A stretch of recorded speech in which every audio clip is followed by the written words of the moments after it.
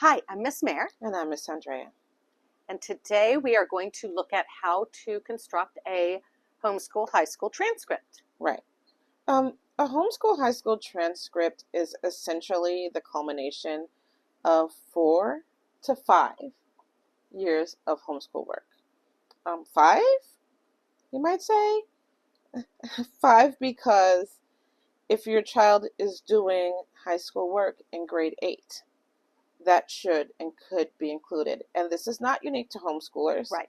Public schools are doing this more and more, and Correct. so should we. Classes that count toward high school in 8th grade would be algebra, physical science, American history.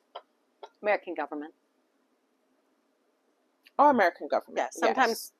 Yes, absolutely. It just depends on how a class coursework is structured, but American government often either comes at the beginning of the high school journey or at the end. World geography, maybe not, because that's technically a middle school class. And then for electives, if they're doing something that is geared toward the future career, like ballet or piano or something, then that should be in there. You could also do a high school health in 8th grade. Yeah, you can get away with that. Yes, absolutely. So don't just start in 9th grade. Look at what they've done in 8th grade and consider that. So each year when you've homeschooled, surely you've done a homeschool report. If not, we're going to recreate that. Right. Because you're going to need that. Right. This is basically 4 to 5 yearly reports put together. Right. So we're going to do this by grade, not by discipline. While the portfolio might be by discipline, this is going to be by grade. Right. Okay? So. And there is we're looking at kind of a standard format. We're going to share that with you so you can actually, we'll have fillable worksheets that you can use to recreate this. I'm reading off a form that I have, and I'm going to share this form with you. This form was based on a standard public school transcript. But there's a reason for that. Because the colleges are going to glance at it, and they're going to be making that same glance at the transcripts of public school students. Right. And so your information needs to be in roughly the same place that their information would be in, because that's what your admissions officers are going to be looking at. Be able to look at it and say, this is what they did in each grade. Right. This is their GPA. These are the college level things they did. They need to be able to glance at it and call out those things that they're looking for. So it just needs to be formatted in a way that they don't have to think too hard. Right. Because the longer they have to think, the quicker they're going to wander away from it. Right. And just go on to the next student. And so, like I said, grade 8, you're going to put whatever your child took that is basically a high school class. If you watch our previous video, right, we did give an outline of what courses they need to take. Basically, what are colleges asking for? And we've gone through that in a decent amount of detail. Right. So if you'll check out our other video. And so over the 4 years, each year should have a math, right? So for example, in the sample, grade 8, algebra, physical science, American history, and then arts electives. Grade 9, language arts 1, because they didn't do a high school language arts in 8th grade. Geometry, physical science, asterisk because it's a lab science, U.S. history. Didn't do a foreign language that year, but you can start foreign languages in 9th grade.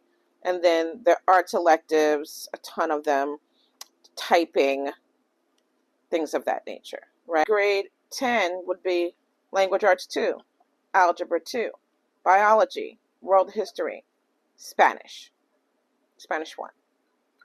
1. This child took their foreign language slower. Homeschoolers do what they do, right? So grade 10 was Spanish 1A. Yeah. Grade 11 was Spanish 1B, so they got half credits for those. They should start working on foreign language at least by 10th grade. Yeah. And so 11th grade really matters. Like, for real, for real. So don't wimp out.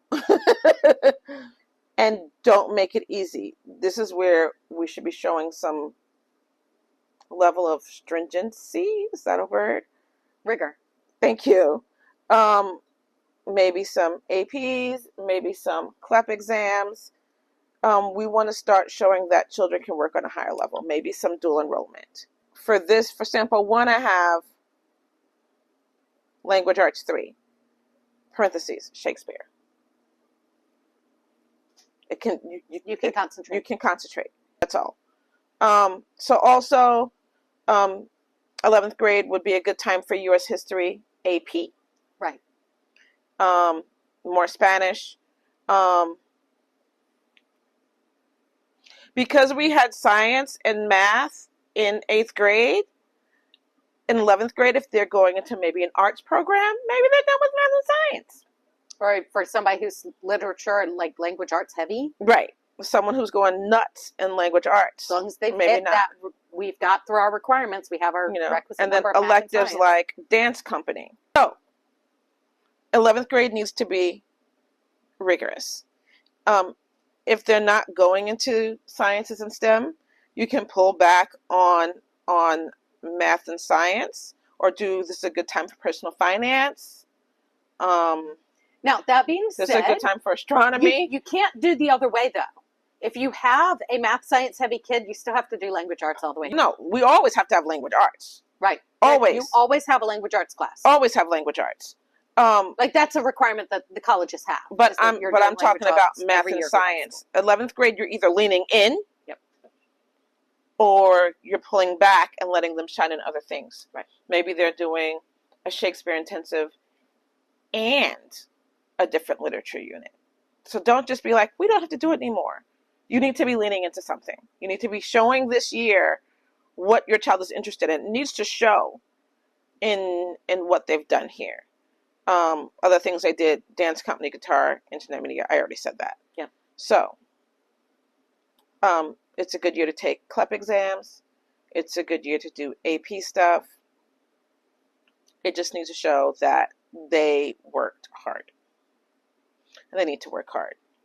Because here comes 12th grade. Now, it is August. How are we showing a college what they did for 12th grade? I mean, I know, but let's tell them. You have a plan. You figure out what they're taking that year. You figure out what they need. You figure out what's missing. And you go ahead and you put it in the transcript. You just don't give grades yet. Right. You leave grades empty and you leave credits empty. And it works for the college if instead of black, it's gray. So since it's first semester, so the second half of the year, so half of the classes will be black and half the classes will be in gray because we haven't gotten there yet. Right. And then they just won't have grades yet. And at the bottom, you can say 12th grade year, first semester in progress. Right. And then so after they're accepted, they're going to ask you for the transcript again. And you send the transcript again. And by then, half of those should have grades and the other half should just be black with no grades. And it says in progress. Right. And then they're probably going to want ask the transcript one more time when it's done. And there better not be no D's or F's. So they're going to go, never mind. Yeah. It's your 12th grade grades really are still important. Yeah. You can't just say, a lot of people get accepted and have a big party, and that's a bad idea. Don't do that. You have to finish the work. You have to finish strong in 12th grade. And so those are basically the things that go on a transcript. I'm going to give you some samples. Everything is graded. You have to do their GPAs. This is a mystery to me. I don't really understand the process of calculating. There are free calculators online. Use one of those. So literally, there's a bunch of free calculators, and you put in the name of the course, you put in how many credits it's worth, and you put in their numerical grade. Right. And you just put them in for each one. It takes an hour, and then you hit a button, it calculates it. Just use the same one every time. I think the thing that confuses me the most is the difference between doing it numerically versus doing it by letter. Because that was something I was not familiar with. I'd always only ever done it by letter. Because, I mean, in college they're going to do it by letter, and that's awesome. But colleges in different regions draw the line in different places. They do. So they don't have to map that for you. And then you just put a different line, weighted GPA, unweighted GPA. Yeah.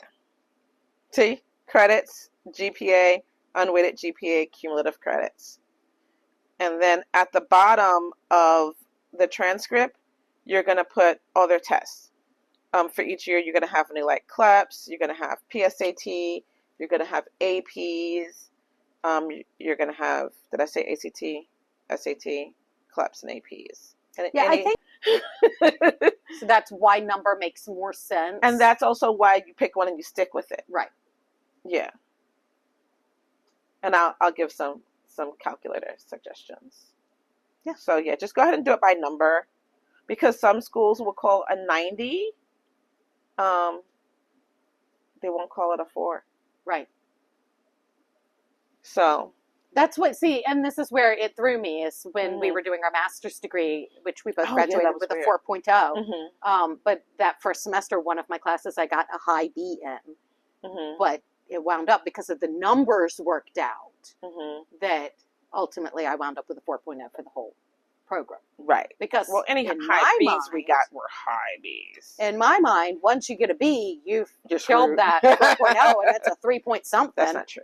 That's not true. That wound up not being true. I mean, and that's why I'm like, GPA, use a calculator. If you listen to a video we did with Jordan about when we talked about maintaining her scholarship, right? She had to carry a 3.6. She managed to carry a 3.A, but she arranged her classes so that any class that she might not get an A in, there was only one of those per semester. Right. Yep. Yeah. Because you can get one B with 4 A's. That's still an A when you average them together. Right. You can probably get 2 B's and still end up with an A if you get higher A's. Right. I hope all the visual aids in this video help you.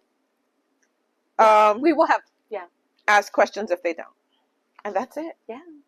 Okay. So, till next time.